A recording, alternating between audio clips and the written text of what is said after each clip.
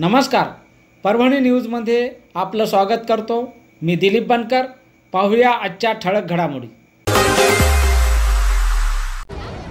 येत्या 20 नोव्हेंबरला वंचित बहुजन आघाडीचे उमेदवार नासेर शेख हे वंचित बहुजन आघाडीचे पुरस्कृत उमेदवार आहेत आणि त्यांची निवडणूक निशाणी आहे gas cylinder. Advocate Prakash Ambedkar यांच्या वतीनं या ठिकाणी त्यांना पाठिंबा देण्यात आलेला आहे आणि परभणीचे अधिकृत विधानसभेचे उमेदवार आहेत नासेर शेख।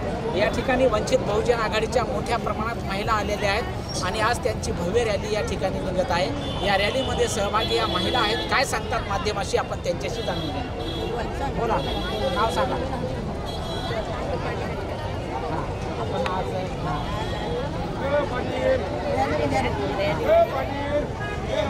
बोला बोला हसी नका चला हा बाई बोला। रणजित बकरत आहेत आणि येत्या 20 नोव्हेंबरला मतदान करायचं, काय सांगणार आहे?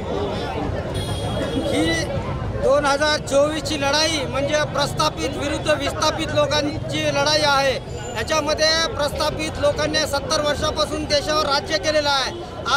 आता मैदानामध्ये विस्थापित लोक उतरले आहेत। अल्पसंख्याक, ओबीसी, एससी, एसटी या लोकांनी वंचित बहुजन आघाडीच्या माध्यमातून आज महाराष्ट्रामध्ये विधानसभेवर झेंडा फडकवायचा आहे। या दृष्टिकोनातून श्रद्धेय बाळासाहेब आंबेडकर यांनी परभणी जिल्हा हा अल्पसंख्याक जिल्हा आहे, तर इथं शेख नासेर भाई यांना पुरस्कृत उमेदवार म्हणून उमेदवारी दिलेली आहे।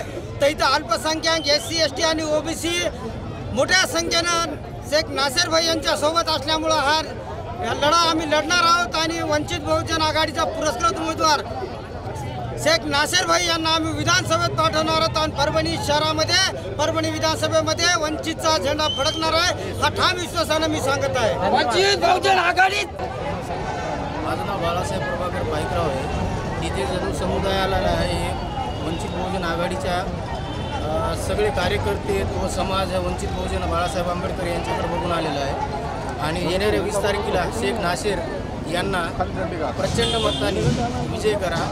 यांची निवडणूक निशाणी आहे गॅस सिलेंडर। आम्ही मतदान सगळे बौद्ध समाजाचे आम्ही सगळे बाबासाहेबांना आंबेडकरांनाच आम्ही मतदान देऊ। आघाडीचे आम्ही सगळेजण उमेदवार आहे, सगळे बाबासाहेबांनाच आम्ही मतदान टाकू, निवडून बाबासाहेबांना निवडून देऊ आम्ही सगळे।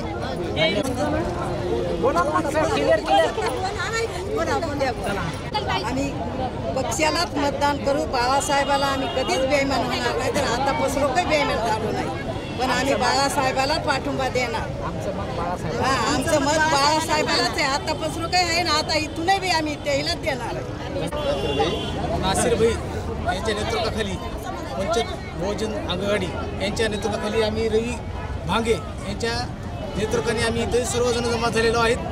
तरी सर्व बंधूंना याची कळकळीची विनंती आहे की यांना वोटिंग देऊन यांना चांगल्या मताने विजय करा, याची विनंती आहे। बस संपत, धन्यवाद।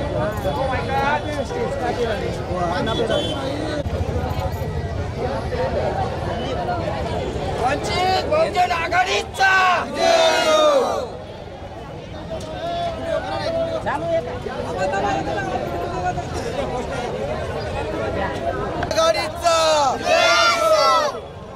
शेख नासेर भैया आगे बढ़ो, शेख नासेर भैया आगे बढ़ो, बाळासाहेब आंबेडकरांचा, श्रद्धेय बाळासाहेब आंबेडकरांचा। आमचे नासेरबाई व पूर्ण परभणी वंचित बहुजन आघाडीने निश्चय केला आहे की नासेरबाईला आमदार करायचे। धन्यवाद।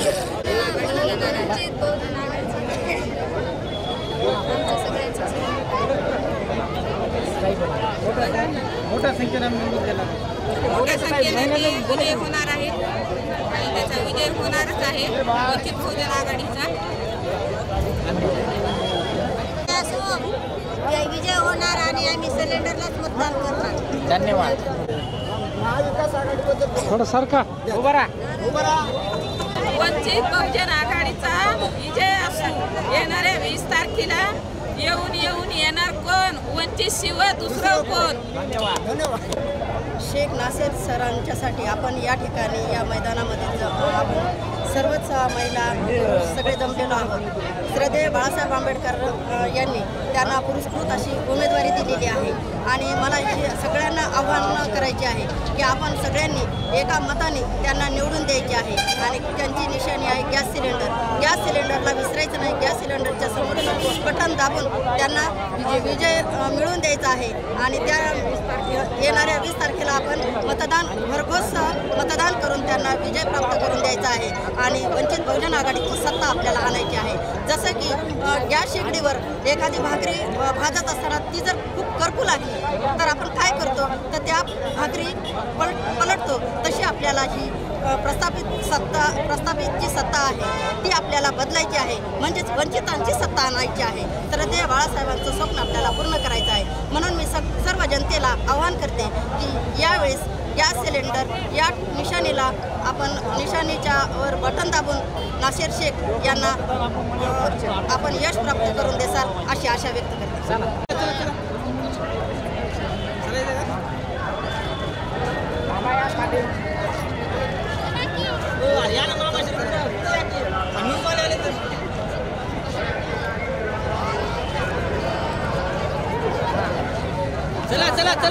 थांबू नका. चला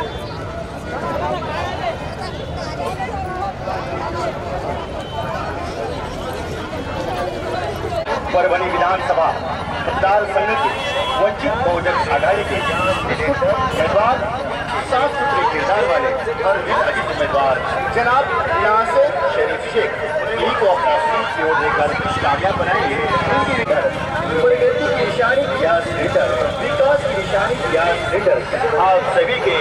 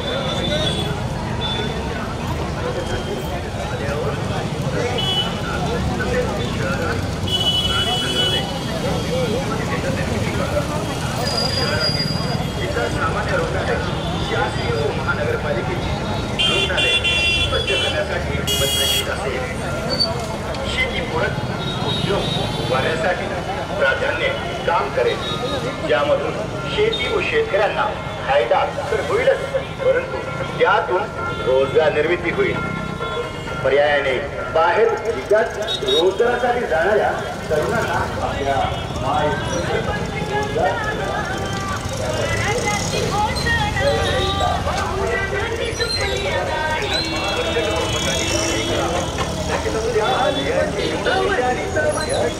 गॅस सिलेंडर येणाऱ्या आघाडीच्या चला चलत राहा. वंचित बहुजन आघाडीचे शेतकऱ्यांसाठी शेतीमाल डायरेक्ट बाहेर देशात निर्यात करण्यासाठी सर्व सोयी सुविधा उपलब्ध करून देईल. स्वच्छ सुंदर व पर्यावरणपूरक परभणी शहर बनवून परभणी शहराचा आदर्श देशात निर्माण करेल. तसेच पर्यावरणासाठी विशेष निधी उपलब्ध करण्यासाठी परिस्थितीसाठी शहरामधील पार्किंगचा प्रश्न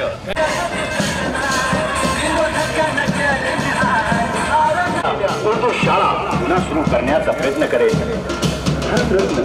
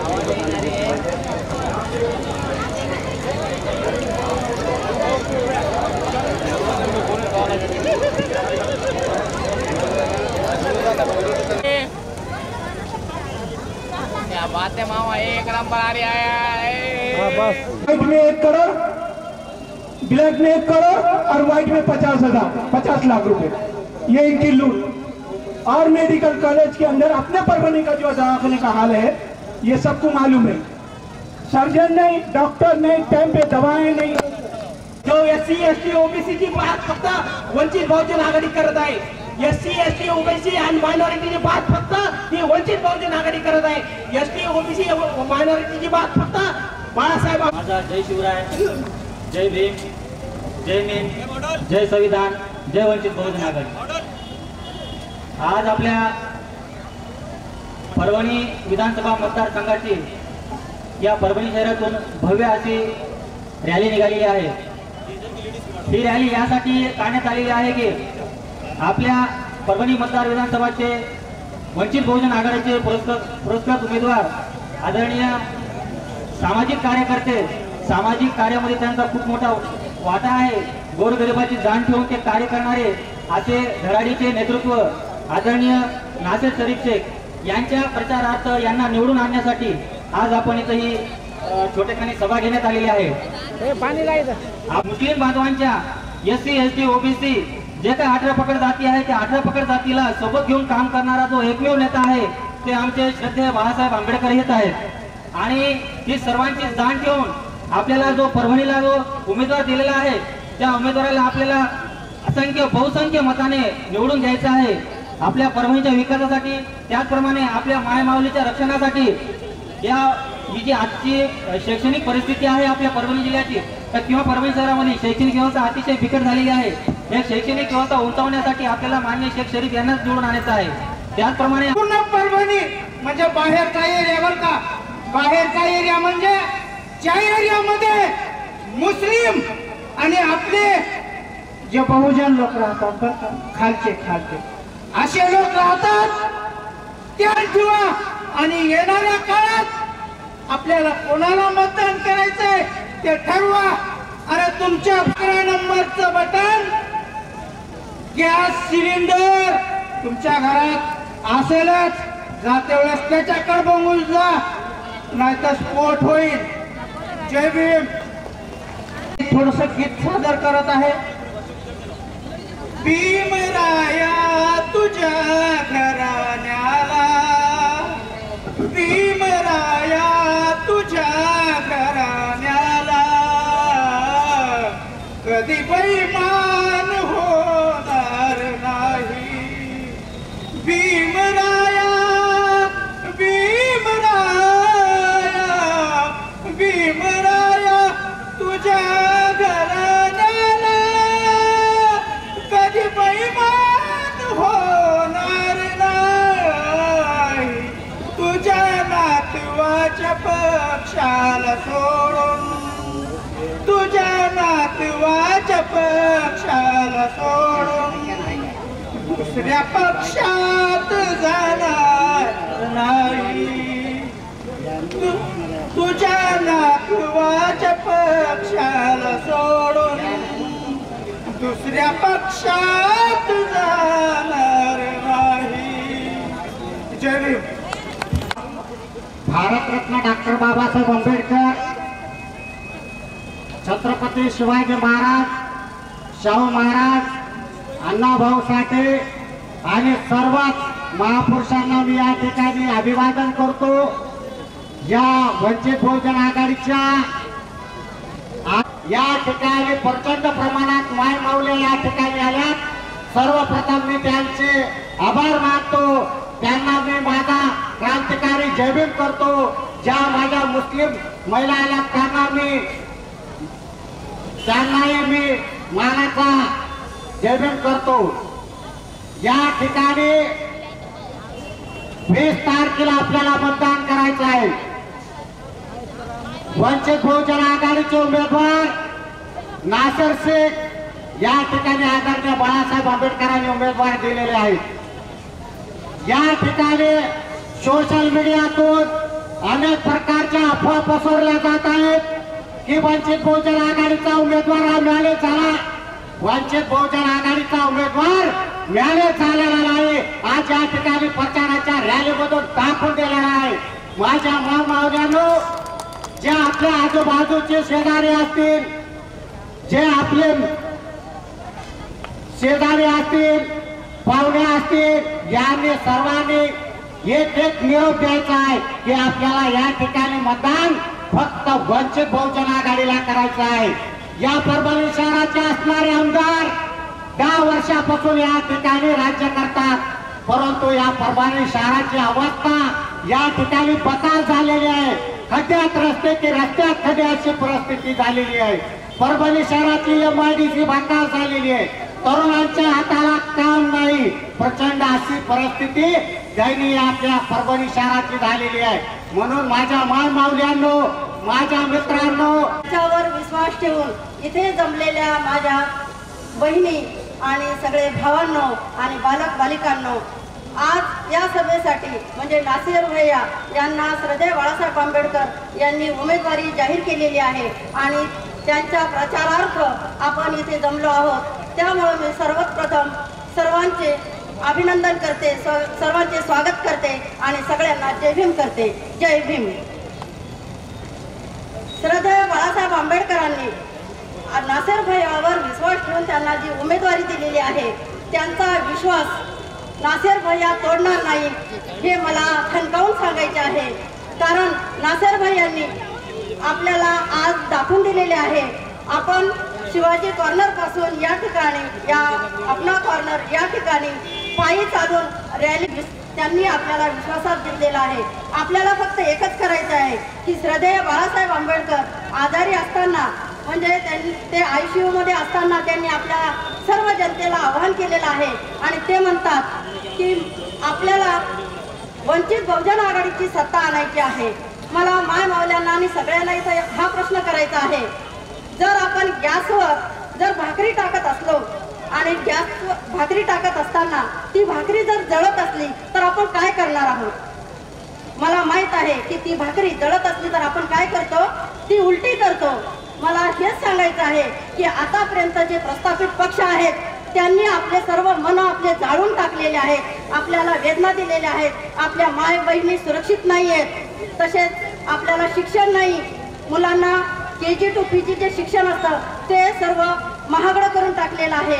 जे शेतकरी म्हणजे शेतकरी बांधवावर अन्याय केलेला आहे, पिकांना भाव नाही आहे, आपला सुशिक्षित वर्ग जो आहे तो इकडे तिकडे भटक्यासारखा फिरत आहे, कारण त्याला रोजगारीचं साधन नाही आहे, उच्च शिक्षित जे आहेत त्यांना नोकऱ्या नाही आहेत. या सर्वांचे हे जे मुद्दे आहेत ते बाळासाहेबांनी वेचलेले आहेत. आपल्या समाजासाठी ते व्यथित आहेत. पायाला भिंगरी बांधून या इतक्या 70-72 वयाच्या माणसांनी आज आराम करावं तर ते आपल्यासाठी वानवान भटकत आहेत आणि आपल्या समाजाचा प्रगती कशी होईल हे स्वप्न त्यांना आहे, परंतु हे स्वप्न साकार होताना दिसत नाहीये. त्यांनी आपल्याला एक आव्हान केलेलं आहे आणि ते म्हणतात की माझं जर स्वप्न साकार करायचं असेल, आता या विधानसभेत 4 विधानसभा आहेत परभणीमध्ये, जिंतूर, सेलू, परभणी आणि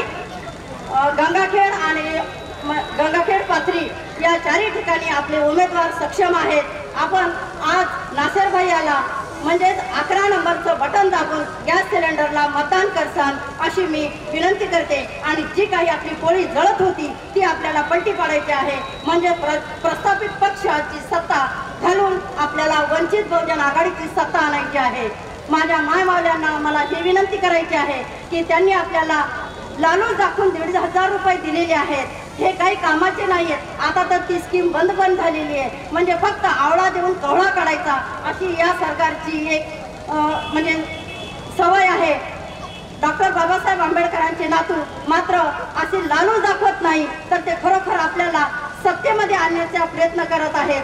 त्यांना जर फक्त लालूचच पाहिजे असती तर त्यांना अनेक मंत्रिपद भोगली असती आणि ते राजाच्या गादीवर आज जाऊन बसले असते, परंतु ते आपल्यासाठी रणांगणावर उतरलेले आहेत. आपल्याला एकच काम करायचं आहे, ते म्हणजे गॅस सिलेंडर हे बटन दाबून आपला विजय निश्चित करायचा आहे. नासेर भैया मैदानात उतरलेले आहेत. नासेर भैयाला आपली साथ पाहिजे. मी सगळ्या माय बहिणींना एक आवाहन करते की आपण त्यांच्या पाठीमागे राहून वंचित बहुजन आघाडीचे हात बळकट करूया. नासेर भैयाला विजय मिळवून आणून देऊया. नासेर भैयाला आपल्याला विधान परिषद मध्ये पाठवायचं आहे, कारण नासेर भैया मला माहित आहे ते सामाजिक आहे. या ठिकाणी मुक्ती ऐकायचं आहे. मी फक्त एवढंच सांगते की मौलाना जे सांगतात तेही अति मौल्यवान आहे. त्यांचाही संदेश आपल्याला ऐकायचा आहे. श्रद्धेय बाळासाहेब आंबेडकर यांच्यावर विश्वास ठेवून आपल्याला त्यांच्यासाठी परभणी शहरामधून वंचित बहुजन आघाडीचे प्रस्तुत उमेदवार नासेर भाई हे प्रचार सभा करून आपला संदेश परभणी शहरामध्ये पोहोचण्याचं काम करीत आहेत. आपण बघितलं मित्रांनो, ज्या वेळेस आपल्या कुठल्याही समाजावर ज्यावेळेस अत्याचार होतो त्यावेळेस फक्त शर्तीय बाळासाहेब आंबेडकर रस्त्यावर उतरत असतात.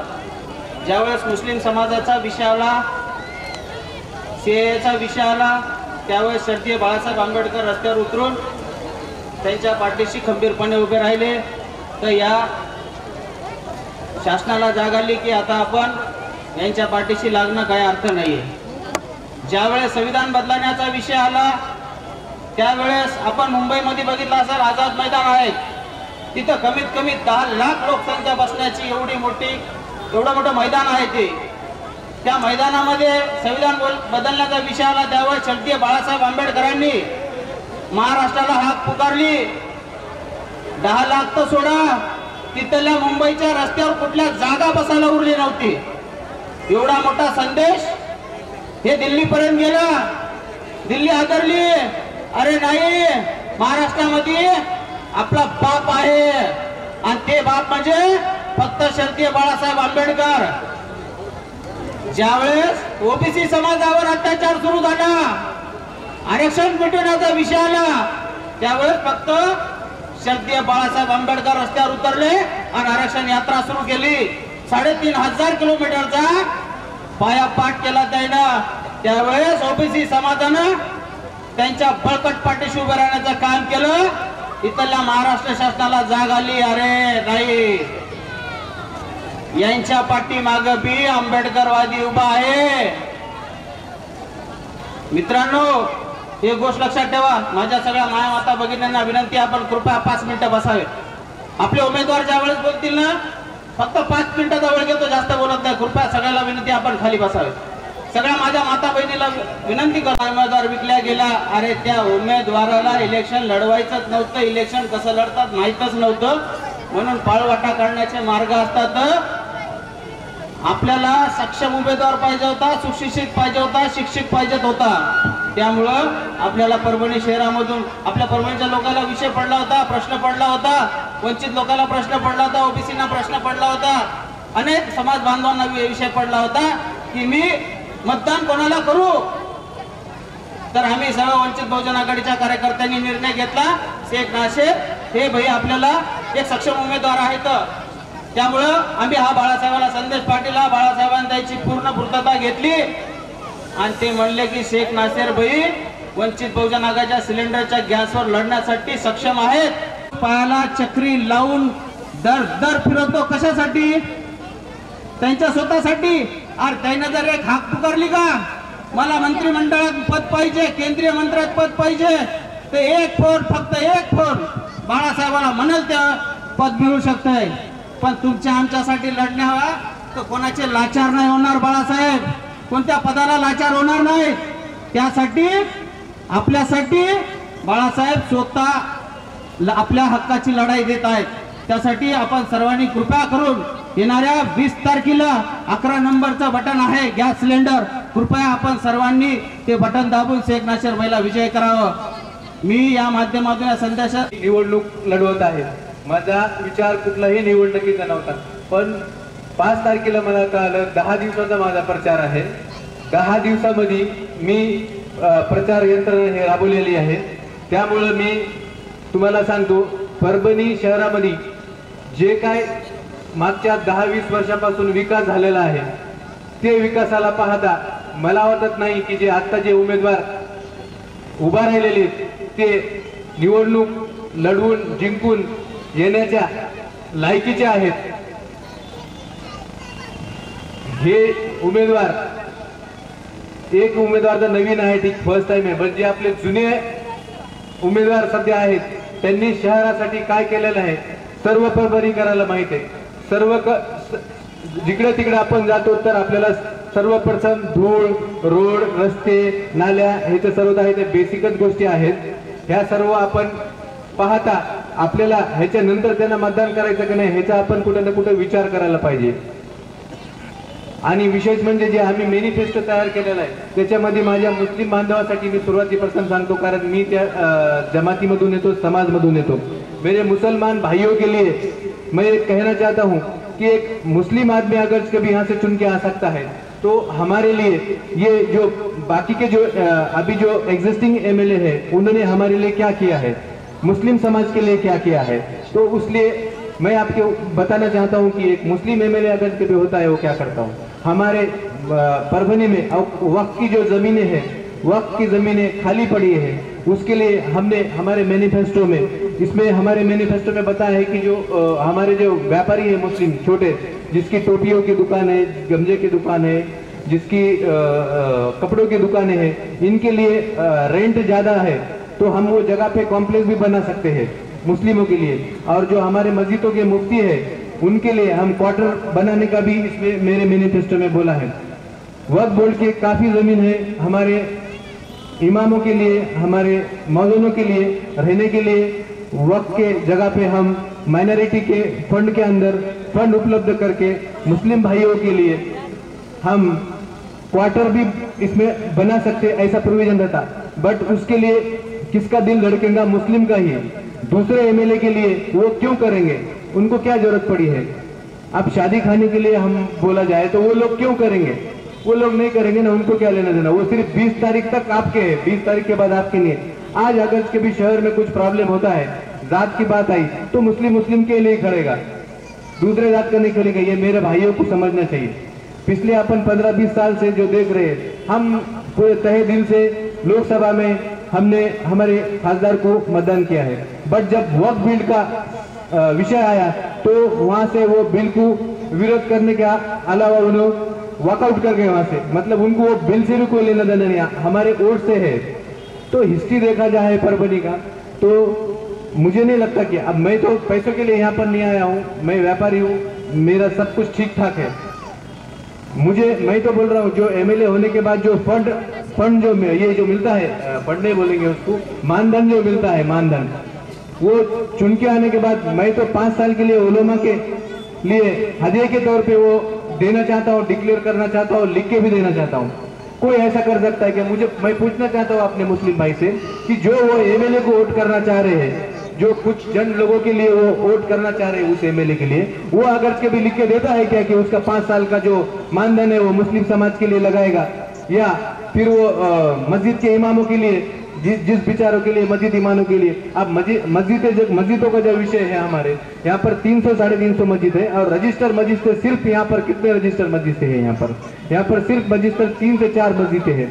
तो हमारा जो वक्फ बोर्ड का जो इनकम है 5-10 करोड़ रुपए जो साल का इनकम है हमारा वक्फ बोर्ड का, तो वो जो इनकम रिटर्न आने वाला है, तो इनकम यूटिलाइज करो, शहर के लिए यूटिलाइज करो। जो डिस्ट्रिक्ट का है, परभनी के डिस्ट्रिक्ट का वक्फ बोर्ड का जो रिटर्न है वो यहाँ के लिए दो ना।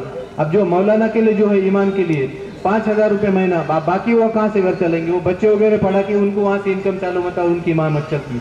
तो वक्फ बोर्ड का जो निधि है, वो वक्फ बोर्ड का जो निधि है उसमें से हम 5-5 हज़ार रुपये महीने ABCD वर्गीकरण करके, जो बड़े मस्जिदें हैं A क्लास के, उनको तो ऑलरेडी 4 मस्जिदें हैं, उनको 15,000 रुपये मिलते हैं। बट B क्लास के मस्जिद है उनको 10,000 मिलना चाहिए, जो छोटे मस्जिद है उनको 5,000 मिलना चाहिए। तो ये मस्जिदों का जो विषय है, तो ये वर्गीकरण करने के बाद हमको दूसरे का नहीं है, वक्त का जो इनकम है, जो 700 साल जो यहाँ पर मुगल का राज्य रहा है, उन्होंने जो यहाँ पर जो बना के रखा है वक्त का, जो संविधान में वक्त की जो अलग ये बनाई लिए संगठन बनाना है, उसमें से जो इनकम हमारे समाज के ऊपर खर्चा होना चाहिए। उसके लिए कौन आवाज उठाने वाला? ये लोगों को कुछ भी नहीं पड़ी है। तो मुसलमानों से मेरा बोलना है, और मैं ये इलेक्शंस में आने की एक खास वजह है, जो यहाँ का जो वोट परसेंटेज है, सबसे लार्जेस्ट वोट परसेंटेज यहाँ पर मुस्लिम का है, 1,20,000, 1,30,000। तो मेरे पास जो सेटअप है, ये जो बहनें मेरे यहाँ पर बैठे, वंचित बहुजन आघाड़ी के जो मेरे बहनें हैं, और ये वंचित बहुजन आघाड़ी के जो एससी जो लोग हैं, उनका सेटअप मेरे पास ऑलरेडी है। 25 से 30 हज़ार रुपए, इनको 1 करोड़ भी कोई लाके दिया तो ये और गैस सिलेंडर को डालेंगे, बाबा साहेब को भी डालेंगे, बाबा साहेब को डालेंगे, अम्बेडकर को डालेंगे। मैं 5 दिन से इनके साथ घूम रहा हूँ, तो ये लोग कभी भी गद्दारी नहीं करने वाले, ये बाबा साहेब को, वंचित बहुजन को। तो मैं इस बुनियाद पे बोल रहा हूँ कि 30,000 वोटों का ये सेटअप मेरे पास है। मैं आपस रहता तो यहाँ पर मेरा टाइम बर्बाद भी नहीं करता, और इतने लोग जमा भी नहीं करता, और इतने लोगों को जो महिला है उनको परेशान भी नहीं करता। बेचारे दोपहर से मेरे पीछे घूम रहे, उनको परेशान भी मैं नहीं कब करता। 30,000 जो मतदान है वंचित बहुजन आघाड़ी का हक का मतदान है, उसको कोई भी आरएसएस के बाद कोई संगठन है तो ये वंचित बहुजन आघाड़ी है। ये किसी को धोखा नहीं देते, अपना काम बराबर करते। सबसे पीछे पैसे तो लेना चाहिए सबसे, यही सीजन है पैसे लेने का, मैं उसके विरोध में नहीं हूँ। बट किसके भी बहकावे में नहीं आते। वंचित बहुजन आघाड़ी का 30,000 मतदान है।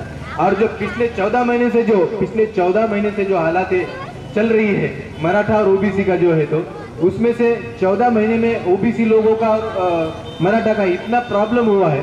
तो मैं जब जा रहा हूँ ओबीसी के पास, तो वो बोल रहे हैं हम कहीं भी करूँ, मराठा मतदान करना नहीं।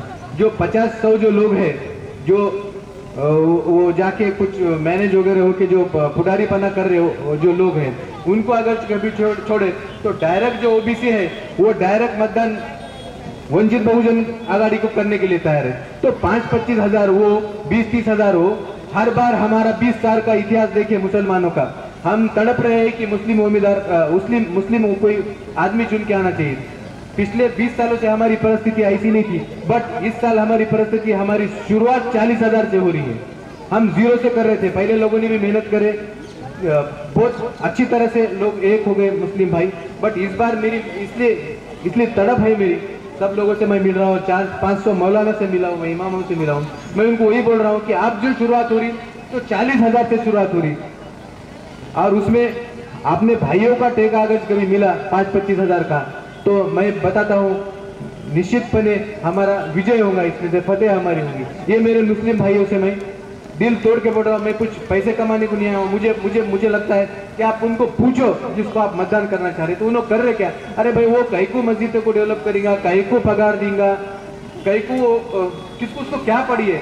मैं मस्जिद में आके बैठ के बात कर रहा हूँ, वो कहीं को आएंगे 20 तारीख तक वो उम्मीदवार है। मेरे मुसलमान भाइयों समझो, मेरी गुजारिश समझो, ये कोई किस्सा नहीं। आज कुछ होता है तो भाई कौन वो उसके जात से तरफ से भी खड़े होंगे ना उन्होंने। मेरे समझ में नहीं आ रहा, डर के क्यों बैठ रहे। दूसरा, ये इसको मतदान करे तो बोले वोट डिवाइडेशन है, वो चुन के आएंगे। अरे भाई क्या है, अपना राशन पानी है क्या? अरे मोदी चुन के आए तो उन्होंने क्या करे क्या?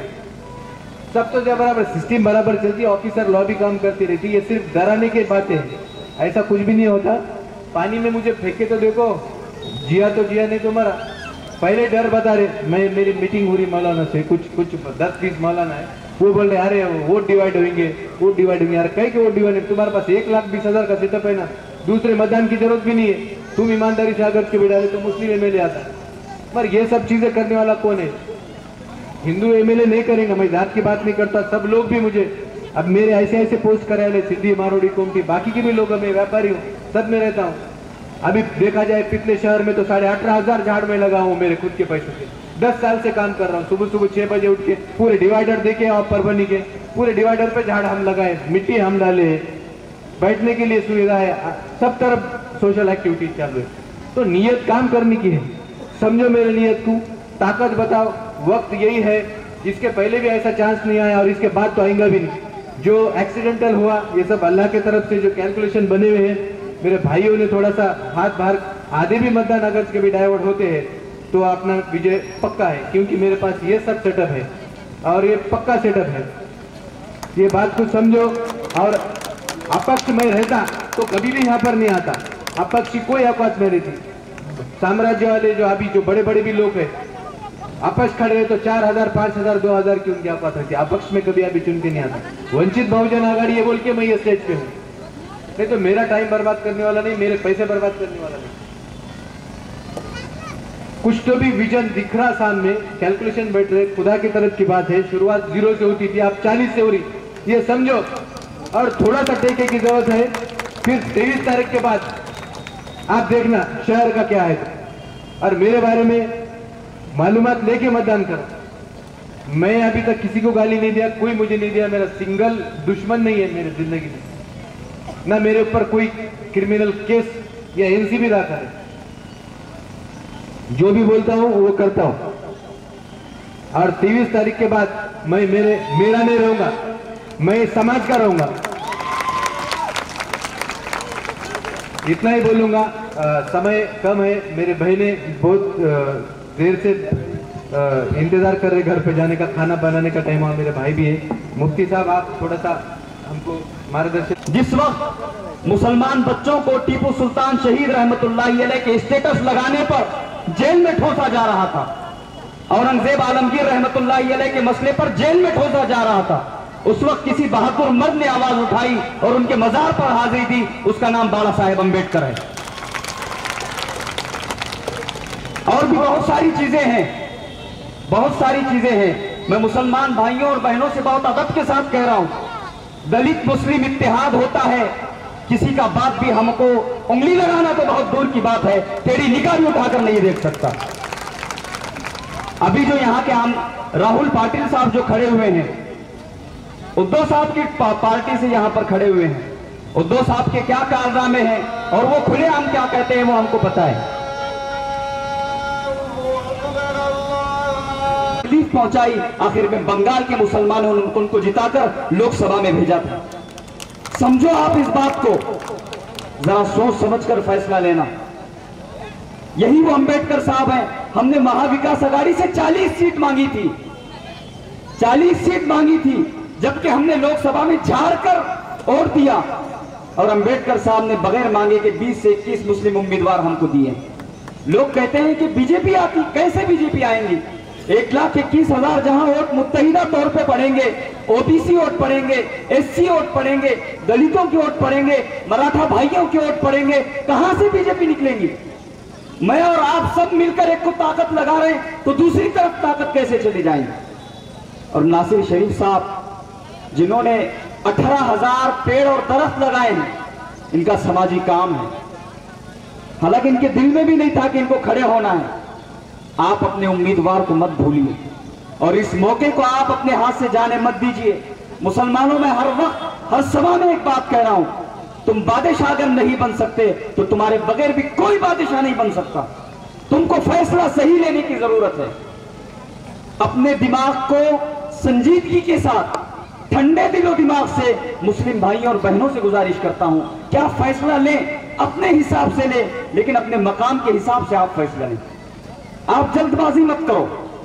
आप फैसला लेने में याद रखना, सियासत में एक गलत फैसला 20 साल पीछे ले जाता है। आप बहुत सोच समझकर फैसला लेना। यह वक्त बहुत नाजुक है। कांग्रेस ने 50-60 साल तक आपकी इस्तेमाल किया और अभी 20 साल से बीजेपी आई। अब बीजेपी का डर बताकर वोट लिया जा रहा है। और हम हैं कि हम अगर सही फैसला लें, याद रखिए हमारे बगैर एक चीज आगे नहीं बढ़ सकती। मैं परभनी के गयूर मुसलमान भाइयों बहनों से खास तौर से गुजारिश कर रहा हूं कि हमारी जितने भी आवाज, जो फलस्तीन के ऊपर खुलकर नहीं बोल सकते, जो मुसलमानों के हक में खुलकर बोल नहीं सकते कि दूसरा नाराज हो जाएगा, वंचित बहुजन आघाड़ी और अंबेडकर साहब खुलकर अपनी बात रखते हैं और खुले दिल से मुस्लिम भाइयों को टिकट देते हैं।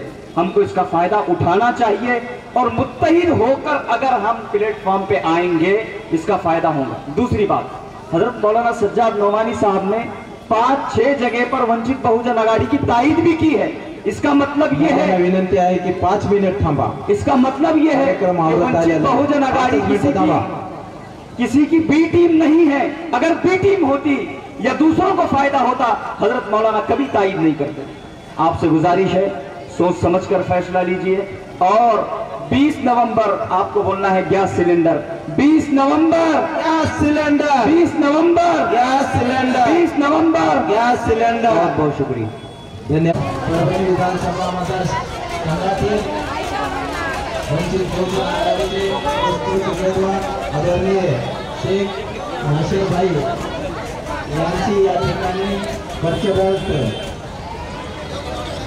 सभा संपन्न झालेली आहे। या सभेला जे मान्यवर उपस्थित राहिलेले आहेत त्यामध्ये मौलाना मुफ्ती वसीम शेरखान साहब यांनी आपला वेळात वेळ काढून या ठिकाणी उपस्थित झालेले आहेत, त्याबद्दल त्यांचे आभार व्यक्त करतो। बहुजन आघाडीच्या महिला आघाडीच्या जिल्हाध्यक्षा सुनीताताई साळवे, शहराध्यक्ष रणजित मकरान, युवा शहराध्यक्ष प्रमोद भाऊ कुटे, युवा जिल्हाध्यक्ष सुमित भाऊ भालेराव, परभणी तालुका अध्यक्ष कमलेश भेगे, तसेच उत्तरचे तालुका अध्यक्ष प्रमोद भाऊ आंबोरे, परभणी जिल्ह्याचे वंचित बहुजन आघाडीचे जिल्हा महासचिव गौतम रणकांबळे, अशोक भाऊ मायवळ, बी आर आव्हाड, यशवंत सोनवणे आणि तमाम बंधू आणि भगिनींनो, या ठिकाणी आपण वेळात वेळ काढून या सभेला उपस्थिती लावली त्याबद्दल वंचित बहुजन आघाडीच्या वतीने मी आपले सर्वांचे हार्दिक तो ये जो वंचित बहुजन आघाड़ी का जो सेटअप है 25-30 हज़ार का, उसके वजह से मैं पॉजिटिव हूँ इलेक्शन लड़ने के लिए, क्योंकि हर बार जब मुस्लिम उम्मीदवार रहता तो उनकी शुरुआत 0 से होती। इस बार मेरी 25,000 वंचित और ओबीसी मतदान 20-25 हज़ार, तो ऐसे मेरी 40-45 हज़ार से शुरुआत हो रही है। और मैं जो 10 साल से शहर में काम कर रहा हूँ, गुडविल ऐसा हो चुका है, सब लोग मारवाड़ी, सिंधी, गुमटी, आटरा पकड़ के जाती लोग अंदर से जो काम कर रहे हैं वो अलग है। इसीलिए मुझे लगता इस बार जब रिजल्ट आएगा तो देखने लायक रिजल्ट होगा, ये कॉन्फिडेंस से मैं कह सकता हूँ। जीत 23 तारीख को हमारी होगी। 20 तारीख के दिन वोटिंग के दिन के लिए क्या अपील करेंगे? 11 नंबर का बटन मैं मेरे सभी समाज भाइयों से बात करूँगा, 11 नंबर पे वंचित बहुजन आघाड़ी का बटन दबा के मुझे वंचित बहुजन आघाड़ी के पुरस्कृत उम्मीदवार को वोटिंग कीजिए। मैं गैस सिलेंडर तो बोला ना, हाँ। गैस सिलेंडर को मतदान मैं तो पहले ही बोला इसको। चलो आ गया तो